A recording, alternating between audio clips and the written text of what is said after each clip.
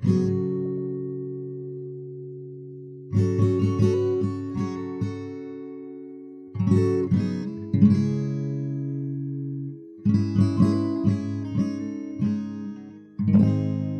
weapons, like gas, were used to demoralize, maim, and kill soldiers during World War I. The big ones were tear gas, phosgene, chlorine, and mustard gas, but there were many others, some that saw only niche use, and some that were riffs on those 4 reliable go-tos.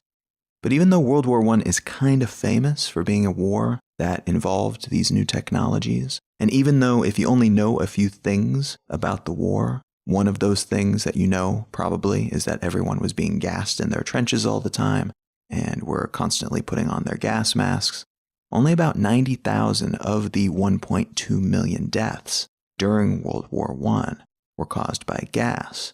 And of those 90,000, about 85% of those were by one gas, by phosgene, though mustard gas became the best known because it took a long time to kill a soldier who had inhaled it or been exposed to it, but it had numerous other effects on victims. It blistered their skin, it hurt their eyes, and it caused a great deal of vomiting.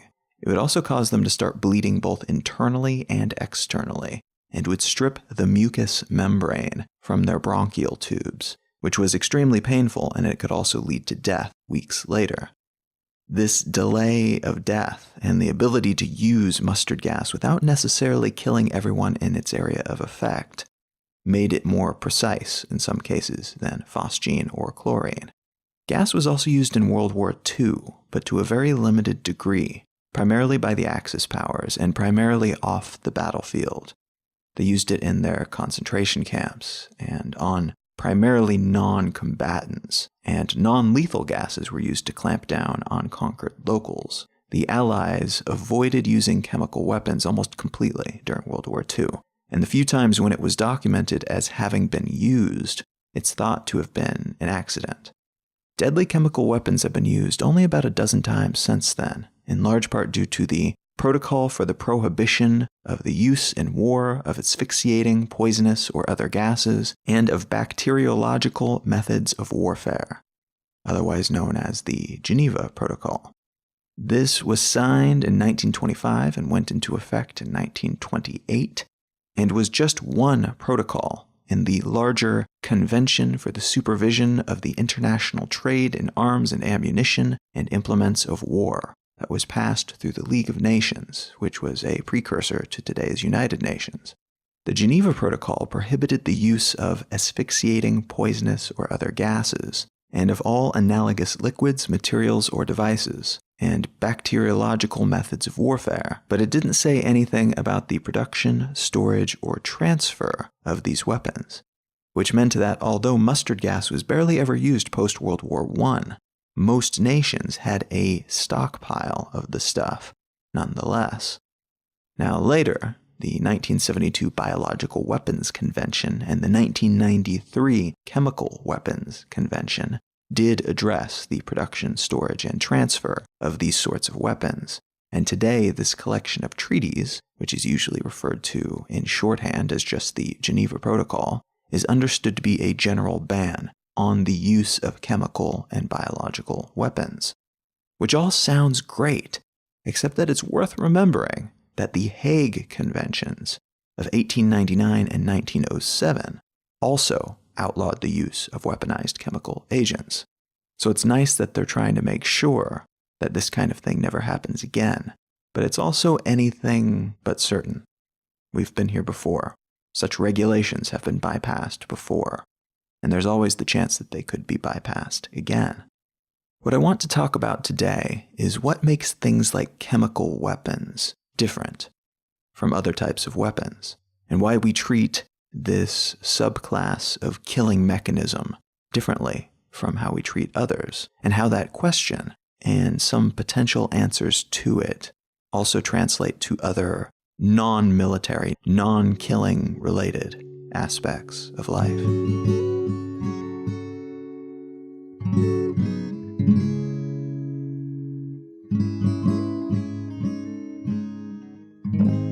You are listening to Let's Know Things. I'm Colin Wright. Let's Know Things is a listener-supported show, which means I'm able to put this together each week because of you guys. Thank you so very much to everyone who has contributed in some way. That means a great deal to me. I appreciate it. And thank you in advance if you're thinking of doing so in the future. Methods of contribution are many and varied. If you go to letsknowthings.com and click on the contribute page, you will find these options listed there, but many of them are probably familiar if you listen to podcasts in general. If you share this with a friend or on social media, if you leave a review up on iTunes, if you contribute monetarily through PayPal or Venmo, all of these things are very much appreciated. And you can also support this project by supporting my other work. If you go to colin.io, you will find a complete list of all the books I've written. And I have a new book that is coming out, if you're listening to this as it is first published, coming out next week on May 1st, here in 2017. The book is entitled Becoming Who We Need to Be. And if you enjoy this podcast and the topics covered here and the way in which they are covered, chances are you will enjoy this book. You can pre-order that now, or you can grab a copy, an ebook, paperback, or audiobook on May 1st. Another great way to help support the show is to check out our sponsors. If you go to hostgator.com/LKT, you'll receive a substantial discount on HostGator's already very reasonable prices. And the other sponsor today is Audible.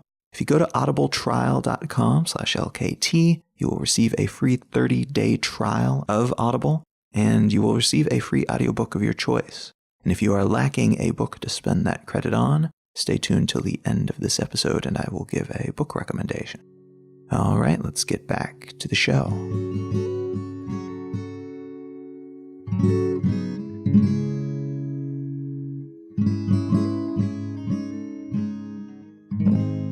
The article that I want to unspool today is actually one of many articles that I will be talking about, but this one of all of the articles that I'll be mentioning today is a good starting point in part because it's strongly related to something I've discussed at greater length in a past episode, and it's a very clear, almost cartoonish example of one of the bigger concepts that I want to address. So the article comes from the Washington Post, and it's entitled, "North Korea Didn't Test a Nuclear Weapon, but it did try to launch another missile." The article is about North Korea's recent Day of the Sun, which is a holiday in that country that celebrates the birthday of Kim Il-sung, the grandfather of the current leader, Kim Jong-un, and original founding dictator of the Kim regime that has ruled the northern portion of the Korean peninsula since 1972, when he was elected by the Supreme People's Assembly, which was the North Korean parliament. After his death, Il-sung was given the honorific title Eternal President of the Republic, and his family maintains the personality cult that he built to this day. So on this year's Day of the Sun, the holiday that took place in 2017, on April 15th, it was expected that the country would maintain its other tradition of aggressive chest thumping and conduct a nuclear weapons test, something that's been doing off and on for years, but which has recently reemerged as a point of international interest, as politicians in the US and in China have been exploring new avenues of cooperation and figuring out how their relationship will play out in the public sphere, in addition to what actually takes place behind closed doors diplomatically. Instead of a nuclear weapons test, though, the North put on their usual parade of missiles and other weaponry, then timed a ballistic missile launch, a non-nuclear ballistic missile, for about the time that U.S. Vice President Mike Pence departed for South Korea, where he was meant to visit with local politicians and sort through adjacent issues to those being discussed with China. The missile test didn't work, though, and the ballistic missile blew up about 5 seconds after it was launched. Now, what's interesting about this story is how many words were spilled about the potential for another nuclear test. Everywhere you looked in the press, it was nuke this, nuke that. What happens if they test again against everyone's wishes? These news outlets were almost a little disappointed, it seemed, that this nuclear test didn't happen. And that's not to say that I think any of them would wish for a nuclear conflict. or even a nuclear test-spurred conflict. But it makes for great writing and for a lot of clicks anytime you write about something nuclear weapons related.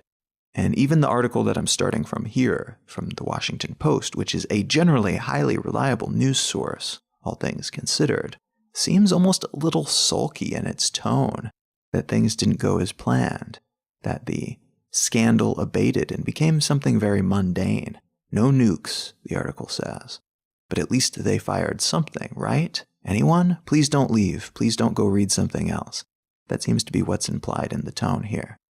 And this is, in a way, a continuously and consistently reliable tone to take when discussing nuclear weapons. Because nuclear weapons, above and beyond other types of weapons, are terrifying. They scare us. They represent something bigger than mere death and destruction and warfare. They take us to another world of possibilities, and those possibilities are almost universally dark and disturbing. And that makes for good reporting, and that makes people interested and keeps them clicking, which fits well into the current journalism business model. Now, as I mentioned, I did a whole episode on the broader strokes of this concept before, on nuclear diplomacy, focusing especially on North Korea. And that may be a good listen after this episode if you haven't heard it already and are curious about how nuclear policy influences international politics and how that operates. But I want to take the discussion in a different direction this week. We are watching North Korea closely because of their unpredictability and because of their nuclear program. Most of the interactions we have with them on any level is an attempt to get them to stop their nuclear program. And that's true of much of the world except for China and a few other nations in the immediate vicinity. North Korea is treated kind of like a live wire. And it's smart to care about nuclear weapons, but that fixation often leaves out something else that's important to know, namely that the DPRK, the Democratic People's Republic of Korea, which is the official name of North Korea, has a massive conventional army. They have that today already, no tests required. They have a lot of very powerful conventional artillery pointed at South Korea. Right across the border. Seoul is right there across the border from North Korea, and that's a city of 10 million people. And North Korea also has all kinds of regular missiles that can hit Japan, that can hit most of Asia, that can hit parts of Europe, that can hit parts of the United States. They can cause a whole lot of damage to a whole lot of people today. No nukes required. So why this fixation on their nuclear weapons program? A program that is potentially quite horrifying, but that somehow consistently overshadows an existing, very real and concrete threat. What makes a nuclear weapon so different from a conventional weapon? Let's take a step back and ask that question in a slightly different way. Why was dropping atomic bombs on Hiroshima and Nagasaki worse than firebombing Tokyo? Now, based on what we're taught in school and based on the mythology of the atomic bomb, these events were non-equivalent. The atomic bomb changed everything, and dropping it was a cataclysmic, vital moment in history, for better and for worse, depending on what we're talking about. Seldom is the firebombing of Tokyo even mentioned when we're taught about the big picture of the beginning of the end of World War II. And yet the firebombing of Tokyo was massive in significance, but somehow has become dull and unremarkable when held up against the bright glare of the first combat detonation of the first weapon of the nuclear age. Now, there are some numbers that are relevant here that, to me, help express why this contrast that we've made in the years since then, why that's so bizarre. The firebombing that I am referring to specifically that took place in Tokyo is a smaller operation that was part of a larger series of bombing raids that took place in Tokyo near the end of World War II. And this particular operation was called Operation Meeting House. And it was just one night. It was over the course of essentially portions of 2 days. And it left 80,000 to 100,000 people dead. And those numbers might be substantially larger, depending on who you talk to, but the most reliable numbers that I could find were 80,000 to 100,000 dead as a result of Operation Meeting House, which was a firebombing raid that took place in Tokyo. And the numbers, again, these are very soft numbers, but these seem to be the most reliable and consistently referenced numbers that I could find. The number of dead in Hiroshima after the dropping of the atomic bomb there was 90,000 to 160,000. So 80,000 to 100,000 in Tokyo, 90,000 to 160,000 in Hiroshima. And then in terms of injured, there were over 100,000 injured in Tokyo, but maybe as high as 1 million injured and around 70,000 in Hiroshima. So there were probably a bit more deaths in Hiroshima, but there were substantially more injuries in Tokyo, it looks like. Now that said, Hiroshima was a far less densely populated area. There were about 35,000 people per square mile, compared to Tokyo's 130,000 per square mile. So although the total number of deaths were comparable, give or take 10,000, the mortality rate per square mile was far different, with the atomic bomb that was dropped killing 15,000 people per square mile, while the firebombing in Tokyo only killed about 5,300 per square mile. So the firebombings had about 1/3 of the effectiveness of the atomic bomb. The attacks in Tokyo hit a larger area and destroyed more overall square miles of city, about 3 times as much area, but the atomic bomb killed and injured about the same number of people in 1/3 the area. And it's thought that this is the case because, frankly, because the bombings took place over a longer period of time and it was over a wider area and it didn't all happen in an instant, people had a chance to escape even after the bombs were dropped, whereas the atomic bomb dropping left no chance for escape or preparation because it was just one bomb dropped from one plane, while the air assault that took place during Operation Meeting House involved 1,667 tons of explosives that were dropped from 279 planes. So in short, firebombing leads to a moderate chance of death over a very large area, while dropping an atomic bomb causes an incredibly high chance of death in a relatively small area, a 26 to 46% chance of death for people caught in the blast radius, depending on which numbers you use. And it's strange to call the area of impact for a nuclear weapon small, I know, but we're talking relative to a citywide firebombing campaign. So it's not small in an absolute sense. It's just relatively small compared to other military options of a large scale. But the numbers only tell part of the story here. First of all, and this is important to mention, because these are people, these are actually lives lost, and so giving cold numbers in this way are meant as a means of comparison of the impact of these weapons, not as a value judgment. A single death is a travesty to people who are involved or to the person who lost their life. And so once we get up into numbers of this scale, we're obviously talking about the metrics of something rather than the meaning of something. So that's important to remember. This is not meant to diminish the impact of war or the impact of these instances in particular. It's meant to draw comparisons and to lead up to a bigger point.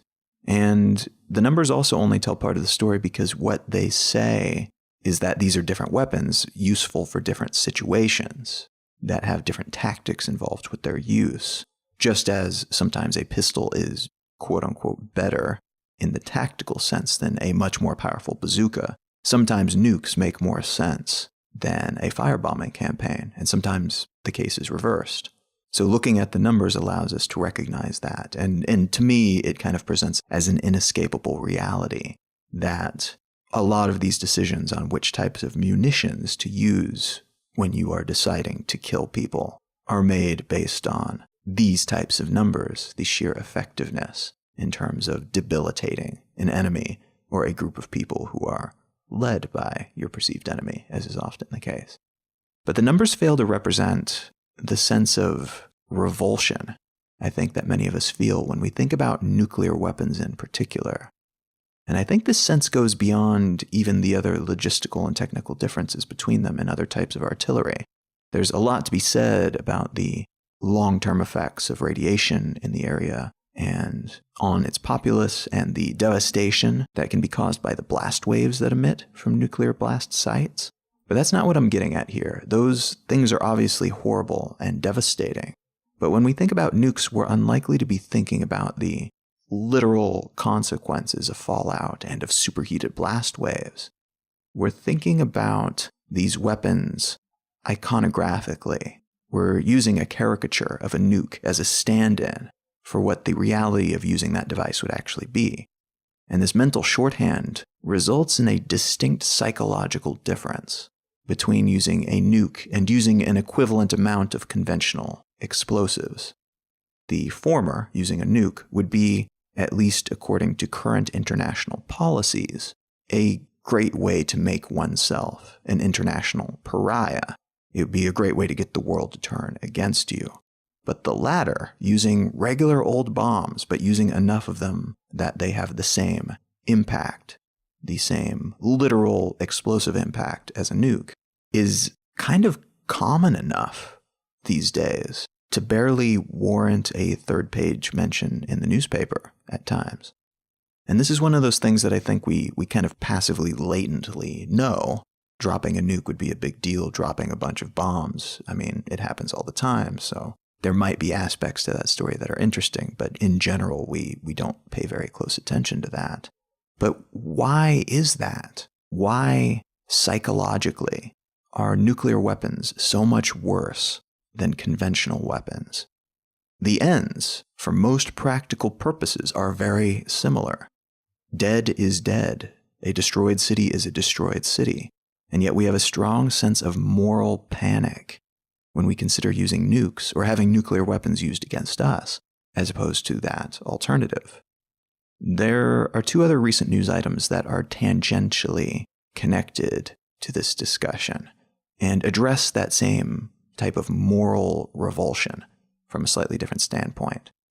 The first is from the New York Times, and it's entitled, "Worst Chemical Attack in Years in Syria, U.S. Blames Assad."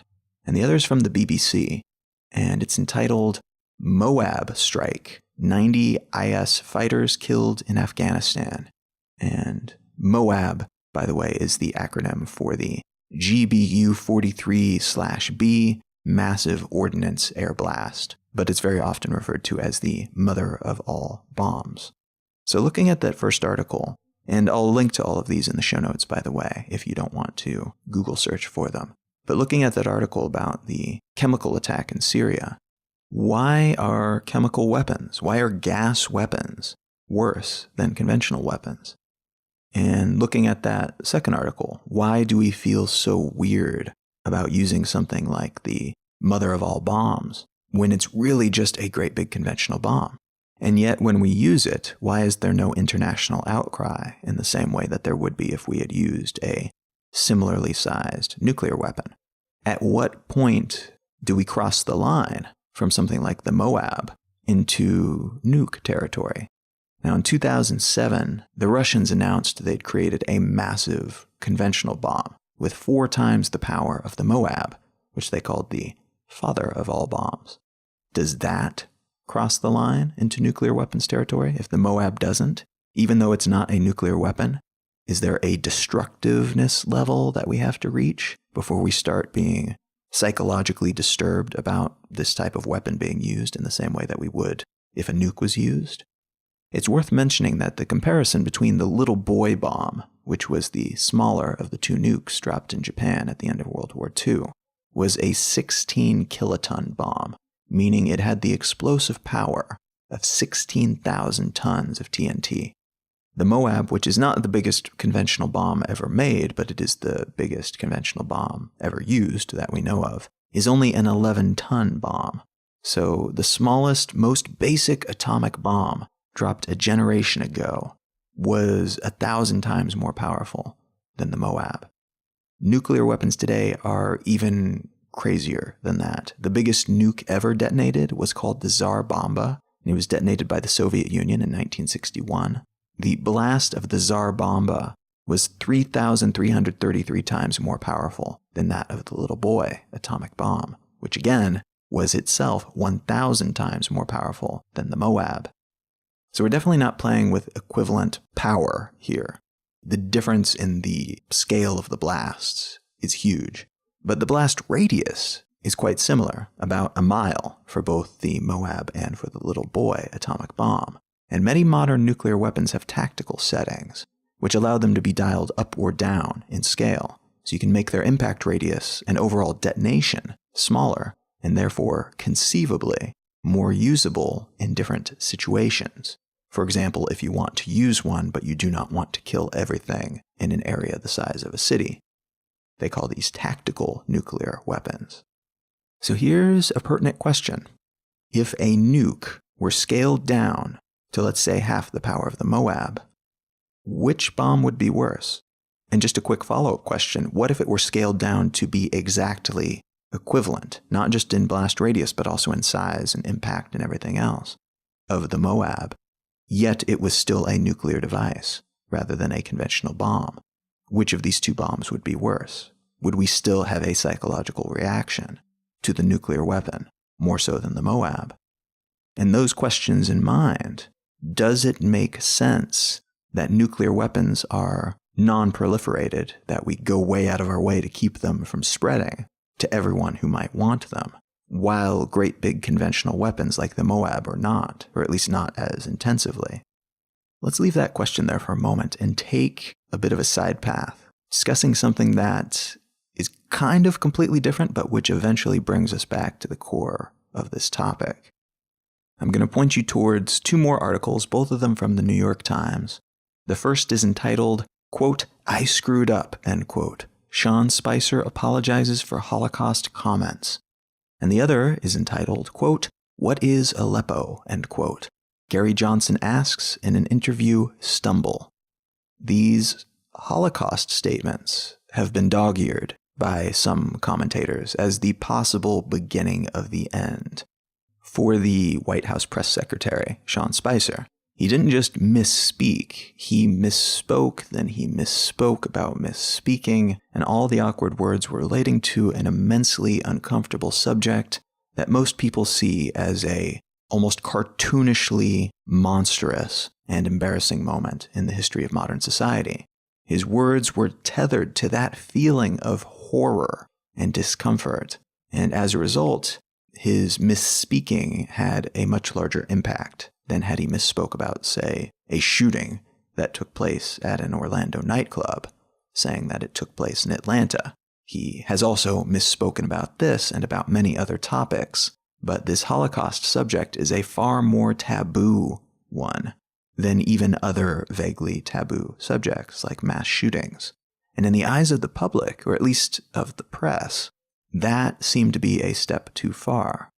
And I can't help but ask, is accidentally Holocaust denying, or accidentally presenting information that seems to rewrite what actually happened in a very public way and from a very official place of authority, is that worse than attaching oneself to other potentially very repugnant acts in a larger sense, say by working for an administration and being the voice box for that administration in many different ways? That is doing a whole bunch of things that many people consider to be morally repugnant.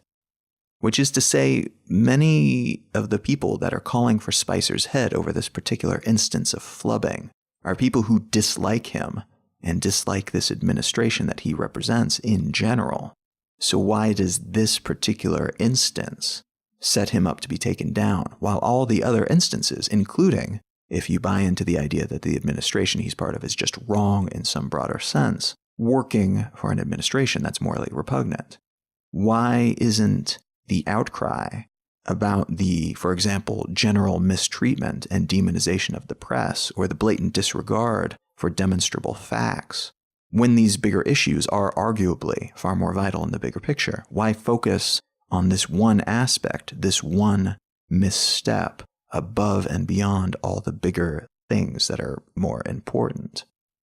And on that same note, in Gary Johnson's case, why should a botched statement on a news program, a mistake, matter more than anything else that he's ever said? Now, I don't agree with Gary Johnson on many things, but I still felt that the response to this flub was overblown. It's as if we being the public, were waiting for something clearly ridiculous, something that made him look stupid to happen, rather than assessing his actual views and then potentially calling him out as wrong in a more complex, legitimate way in order to bring him down. Instead, we waited for him to stumble in a silly way and used that as an excuse to do the same. And that seems to be true in Spicer's case as well. This moment was an opportunity to ridicule him for being immensely tone-deaf and saying hilariously wrong things, rather than attempting to pull him down, if that is your goal, with a more complex and arguably more important and true set of arguments. These public figures are attacked based on a moment that seems to encapsulate who they are, or which we're meant to believe does that and tells us something true about them. When in reality, these moments may not do that at all. And even if we don't like these people or agree with them in any way, we knock them off their pedestals for reasons that are not the actual reason that they shouldn't be there or that we believe they shouldn't be there. And that to me seems to diminish us, the people doing the ridiculing, because we're not addressing the actual issues. We're instead addressing something that is very petty or relatively petty and using that as the blunt instrument that we use to bludgeon their careers. So the question here is, why do we give so much more weight to ridiculous but largely unrepresentative statements and actions than those that are vastly more representative and meaningful? And why is it often more effective to embarrass someone out of a position of power than to use their legitimately disqualifying attributes to accomplish the same? Now, there's one more recent news item that I want to point at that again takes us in a slightly different direction while adding a little more bulk to this larger conversation. This is again from the New York Times, and it is entitled, "Robert Bentley, Alabama Governor, Resigns Amid Scandal." And wow, what a scandal it was. The first paragraph of that piece summarizes the situation pretty well, I think. Quote, "Governor Robert Bentley resigned Monday, his power and popularity diminished by a sex scandal that staggered the state, brought him to the brink of impeachment, and prompted a series of criminal investigations." End quote. I won't get into the details here, which are fairly sordid in nature, and involved what has to be one of the most bumbling efforts to cover up an affair ever documented for public scrutiny. I will link to more information about this in the show notes for those of you who want to go down that rabbit hole. But the broad strokes are that this was a guy who, by all accounts, did a fairly decent job overall as the governor of Alabama. And though he was a mixed bag politically, he fought against the legalization of same-sex marriage, but he also unilaterally took down 4 Confederate flags that were on state capitol grounds. So you could agree with him on some cases and disagree with him on others in terms of his politics. But he didn't seem to be a standout, corrupt, or horrible person. He was doing his job fairly well from a nonpartisan standpoint. But what brought him down, what caused him to resign, was a scandal that at least started out as something completely unrelated to his work. You could have a debate about the ethics of what he did within his marriage and how he treated his personal relationships. But the degree to which this sort of thing holds sway over public opinion, and how even perceived personality flaws can impact one's professional life and politics, is astounding. And as a result of this reality, and again an incredibly bumbling effort to conceal the truth about matters from the public, former Governor Bentley went on to commit some real punishable crimes. And again, I'm in no way defending his actions here, but think about it this way. How often does a plumber get fired for cheating on his wife? Would a graphic designer start to lose clients if she cheated on her husband and that became public information? It's unlikely. These people are judged by their professional traits, not how well or badly they behave within their interpersonal relationships.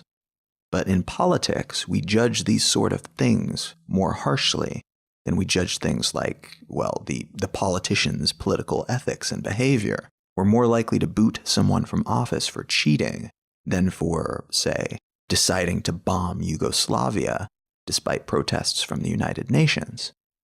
And former President Bill Clinton did just that in 1999. And although there have been many good arguments made in favor of these bombings, by many international standards, and to many people, including the nonpartisan international humanitarian organization Amnesty International, this bombing campaign was a war crime. And yet it's not actions of this kind that are tattooed on the records of politicians. Instead, it's their sexual indiscretions that follow them around. The so-called witch hunt that went after Bill Clinton post-Monica Lewinsky scandal was indeed a very politically motivated thing. But the fact that it was so successful in its goals, the Republicans leading the hunt did not knock him out of office as they had hoped, but they did tarnish his name and his reputation and his place in history. And that speaks volumes about how effective this kind of approach can be. Again, a grocery store employee would not lose their job for having an affair. And though the eventual charges were about lying, about an affair, not the affair itself, Clinton was in the position to lie in the first place because bringing up his interpersonal misdeeds was a sharp enough stick to make him jump and do stupid things in an attempt to hide other, arguably non-politically relevant, stupid things he'd already done in his personal life. So why is sexual misconduct worse than legal or political misconduct? Or asked a slightly different way, why is sexual misconduct a more actionable offense than legal or political misconduct? Why is it that politicians can waltz away from the biggest scams and scandals when they take place in the political sphere, but often have trouble avoiding the blowback from a sexual dalliance, when the former is directly related to their job and the latter is not? Why are some types of crimes perceived to be worse than others, even when the weight of the ones that we don't focus on is so much more immense? Why aren't the bankers who collapsed the global economy in 2007 and 2008 in jail, but people who smoke pot are? Why do we perceive things this way? Why do our equivalency metrics become so frazzled and unreliable when it comes to certain types of issues? Or looping back around to those earlier points that I was making, why do we put more significance in the way devastation or death is delivered from one bomb instead of hundreds, rather than using the devastation itself to guide our judgment? I can think of a few different reasons why this is the case, and some will be true in just some cases, but almost always there will be more than one reason. I think that we do this partly because of a lack of widespread understanding of complex issues, and this in turn is due to flaws in our communication channels and to our finite amount of attention. But consequently, headlines are very often more impactful and influential than articles, and the concept of a nuclear weapon is more impactful than a deep story about a city leveled using conventional weaponry over a broader span of time. Anything that can be reduced to an icon or a caricature holds more weight, despite it sometimes being the less dense, less vital thing to understand and fixate on. I think this is also partly due to asymmetric warfare that takes place within these higher offices, and by those outside of these higher offices looking for ways to influence what happens in politics and otherwise, which means that there are a lot of levers that are being pushed to help amplify some types of stories over others. And it's in many people's interest to knock certain politicians from their podiums, and it's in many people's interest to put drug users away, while far more destructive, crime-committing bankers walk the streets and retain their ill-gotten gains. I think part of the reason we focus on what we focus on is due to pure, unadulterated schadenfreude. We like to see people with whom we disagree, or people with power in general, fall. It kind of feels good on a visceral level to see a mistake made and a fall from a great height suffered, much like seeing somebody in a funny video get kicked in the crotch. It's not something many of us would admit to, I think, but it does play a role because scandal titillates, and interpersonal scandal that we can relate to a certain degree titillates even more so. And the fact that these powerful people can be brought down to earth, down with us, with the same concerns and considerations that we have, I think, entices us and captures our attention a whole lot more than a drama that involves a complex debate about the ethics of the banking system or international diplomatic missteps. I think this is partly due to ratings and click-based media economics. Scandals almost always do better in this regard in terms of earning money than cold, rational think pieces. This is something I dwell on a lot in regard to a lot of different issues, I know, but it's also something that shapes a whole lot of our discourse, and that's no different in this case. I think we fixate the way that we do partly due to our subconscious tethering of some aspects of morality to other aspects of morality. We think that if this person cannot be trusted not to cheat on their wife, why should we trust them to handle the nuclear codes? These two things are not actually connected or in any way equivalent, but it's easy and almost reflexive to assume such equivalencies. And this is the same tendency that makes us want to like our president, when in reality, it may be the person who we would least like to get a beer with, who would be the most effective leader. It's easy for our metrics to become entangled in this way, and for us to use the wrong metrics in a given situation, and as a result, we start to judge someone's fitness for, say, running the country based on their actions in a completely unrelated aspect of life. It's also more difficult to punish white-collar people, white-collar criminals like bankers who cause way more damage than a casual drug user, because of the way our system, and I'm speaking of the broad, average, liberal democracy slanted global system here, is set up. It is rigged in many ways to favor people in power and people with wealth.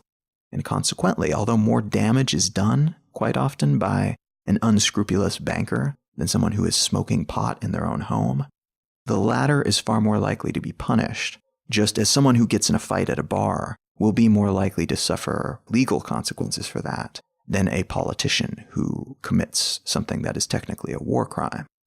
It's also more difficult to punish people for things that are only vaguely illegal, and maybe not illegal at all, but perhaps just morally repugnant. And this applies to things like so-called war crimes that aren't officially, legally, punishably war crimes, and even to a private citizen who destroys the reputation of another private citizen by getting them labeled as a pedophile or something along those lines. There are ways in which you can make such accusations and make such labels stick without it being technically illegal to do so. And especially now, with all the relatively new tools we have casual access to, the rule of law is having trouble keeping up with the reality of wrongdoing in a way that allows horrible people to be punished for doing horrible things.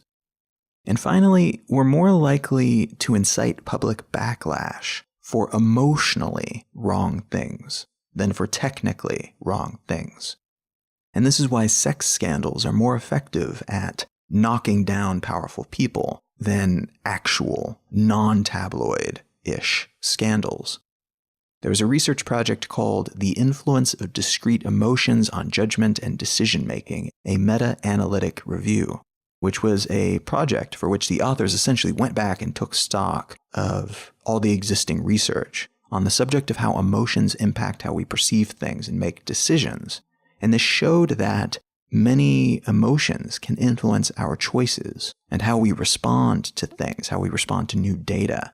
But sadness, guilt, and disgust, in particular, seem to sway us fairly dramatically, almost always. And as such, shaping a story in such a way that it evokes those feelings in readers could change how they view the data that is being presented. So equivocating marital betrayal with a person's overall character can be a remarkably effective way to change the public's perception of that person. And that's in regard to all things, even things they're demonstrably good at, as opposed to relationships, which they are demonstrably not great at. So if you want to change the public's perception of a well-liked politician, present a storyline that associates that person with sadness, guilt, or disgust, and you have a pretty good chance of reframing them in the public's eyes. And one more concept worth bringing up here is what's called the affect heuristic. That's affect with an A, which refers to the psychological term affect, which means the experience of having a feeling or emotion.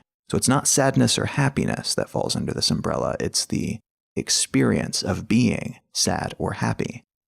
And the idea here is that we use the experience of how we feel in the moment, the affect, as a mental shortcut, as a heuristic when making decisions. And as a result, if you can control a person's experience, say by amping up the experience of feeling revulsion when exposed to a public figure's salacious sex life, then you can control how they act, what they actually do in real life, how they vote, perhaps. And it's a safe bet that a lot of how we respond to many things, not just sex scandals, but also, for instance, when someone presents embarrassingly incorrect details about the Holocaust, is a consequence of either intentional or unintentional manipulation of this psychological propensity. It happens by itself all the time, but it's an easy button to push for those who are aware of its potential impact on public opinion. So when assessing these types of situations, it's worth asking one more question, above and beyond the question of why we perceive one thing as worse than another. And that question is, what are the desired ends here in this situation, and who benefits from telling this particular story in this way?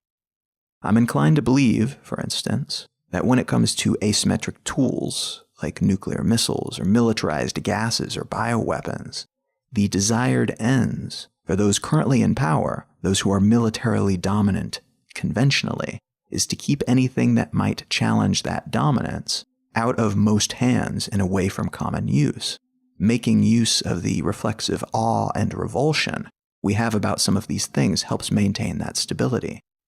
This is part of the theory behind nuclear non-proliferation, that we should keep these weapons that a double handful of nations have from spreading to all other nations. How is nuclear non-proliferation fair for the nations that don't have them? And the answer is it's not fair, but in theory, it maintains the peace because the nations with them are given a responsibility to keep the world from spinning off its axis.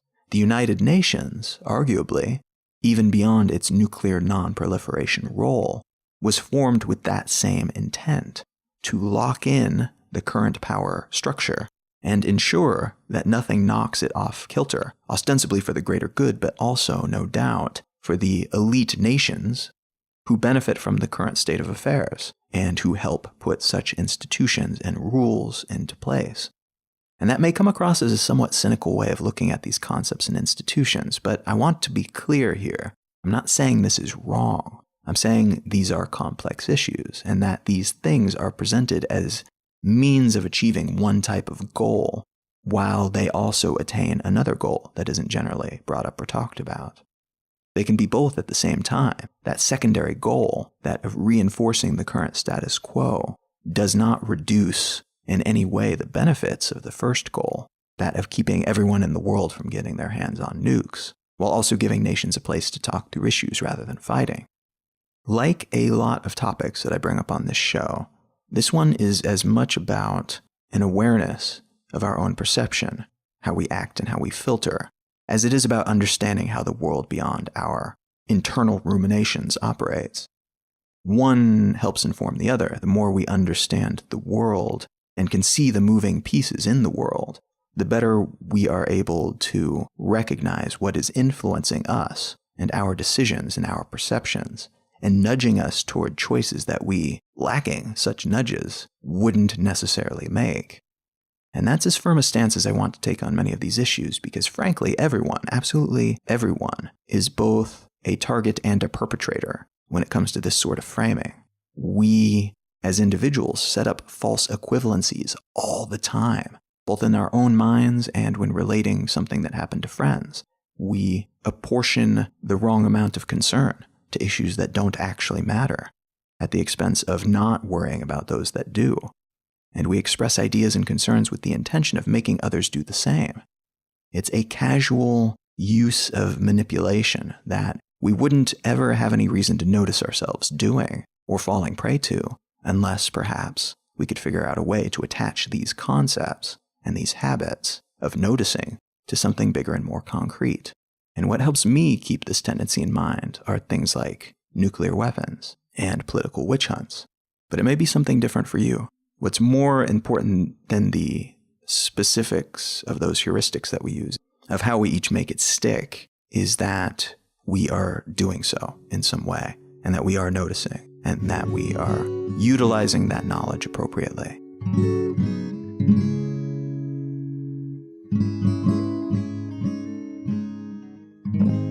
Let's Note Things is a listener-supported show. That means it is brought to you by you. If you go to letsknowthings.com and click on Contribute, you'll find a bunch of different ways to help support the show. An easy way to do so right now, while you're thinking about it, is to stop by iTunes and leave a review, or to share it on your social media account of choice. That helps a great deal, and it only takes about a minute. You can also contribute directly monetarily through PayPal or Venmo. The links for that are on the website. And if you are the bookish sort, or if you are not currently but want to become the bookish sort, consider stopping by Colin.io. There you'll find a list of the books that I've written, including my brand new book that is coming out a week after this episode goes live, called Becoming Who We Need to Be. Purchasing my books helps me continue to produce more books, but also projects like this podcast. So thank you very much for your support, whatever shape it might take. All of these things help me continue to do the work that I do, and I appreciate it.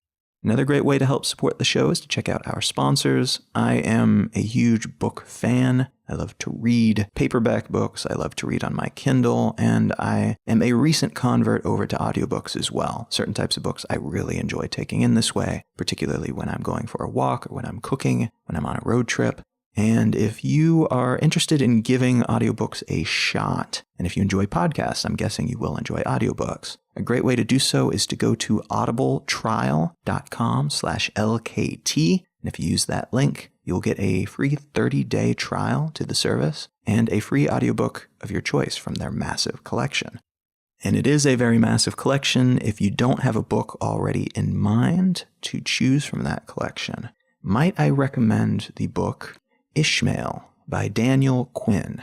And Daniel Quinn is kind of a sociologist philosopher, and this is one book in a 3-book pseudo-series. The other books are called My Ishmael and the Story of B. And all 3 are pretty good. Ishmael is my favorite.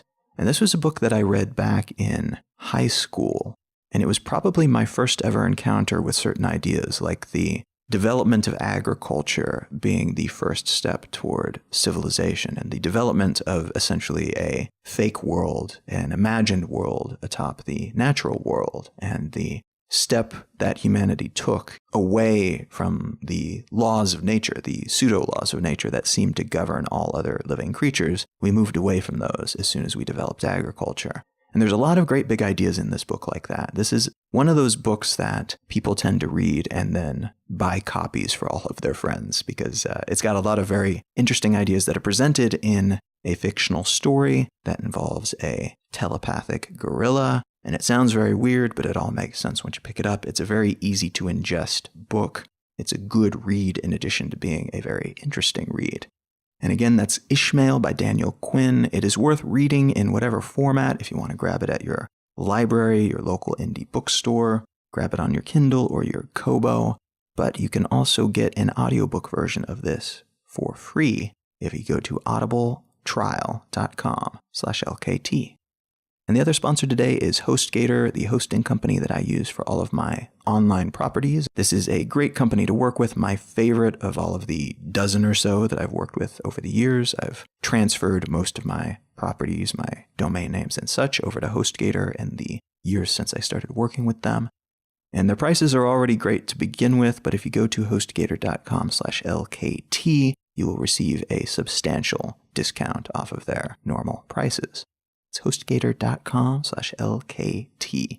You can find out more about me and my work at Colin.io. You can find the show notes for this episode and every episode at letsknowthings.com. And while there, you can consider signing up for the Let's Know Things newsletter, which goes out every Monday, and which is essentially just a collection of links to interesting things. My blog is at exilelifestyle.com, and you can follow me on pretty much every social network in existence at Colin is my name. Thank you so much for listening. I am Colin Wright, and I will talk to you again next week.